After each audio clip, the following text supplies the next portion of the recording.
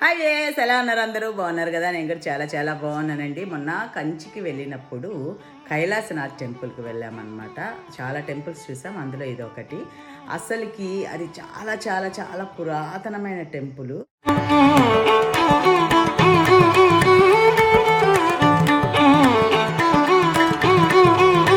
అసలు ఎవరైనా సరే అక్కడికి వెళ్తే మమ్మల్ని అక్కడ వదిలేస్తే అలానే ఉండిపోతాము అన్నంత అందంగా ఉన్నాయి.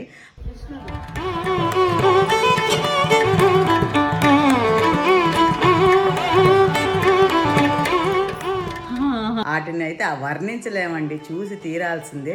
మీరు ఎప్పుడైనా కంచి ప్రోగ్రాం వేసుకున్నప్పుడు అసలు వేసుకోండి లైఫ్లో ఒక్కసారైనా కానీ.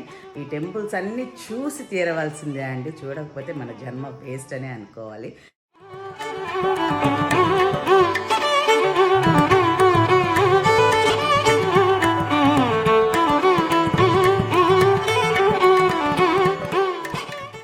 నిజంగా అవకాశం ఉంటే తప్పకుండా వెళ్ళండి. అవకాశం లేకపోతే మనం ఏం చేయలేము.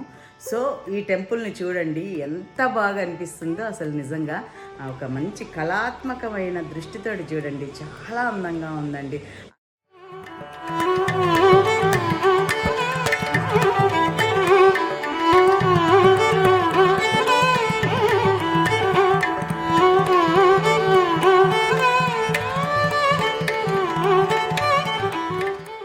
అసలు అది ఏర్పాటు అంటే అది కట్టడానికి ఎన్ని సంవత్సరాలు, ఎంతమంది ఎంత మనస్ఫూర్తిగా శ్రద్ధగా కట్టారనేది మనకు కళ్ళకు కట్టినట్టు చూపిస్తుంది. రండి చూసొద్దాం ఒకసారి. మీరు రండి, నాతోటి నేను చూపిస్తాను.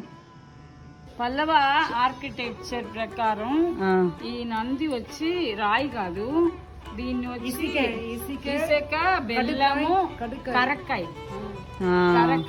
మిక్స్చర్ వేసి చేసింది. ఇదంతా అంతేనా? ఇదంతా అలానే కట్టాడు, రాయి కాదు. కానీ అయినా ఎంతో స్ట్రాంగ్. ఎన్ని సంవత్సరాలు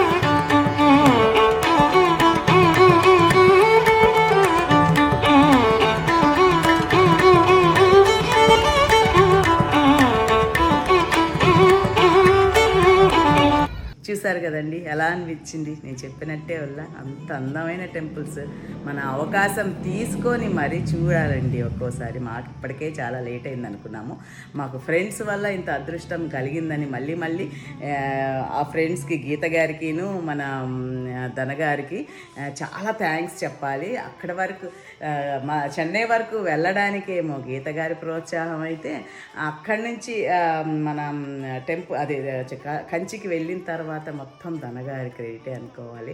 ఆవిడ వల్లే మేము ప్రతి టెంపుల్ అంటే మనమే కనుక్కొని మనమే తెలుసుకొని వెళ్ళి చూసేదానికంటే రోజులో 1-2 కూడా చూడలేమన్నమాట.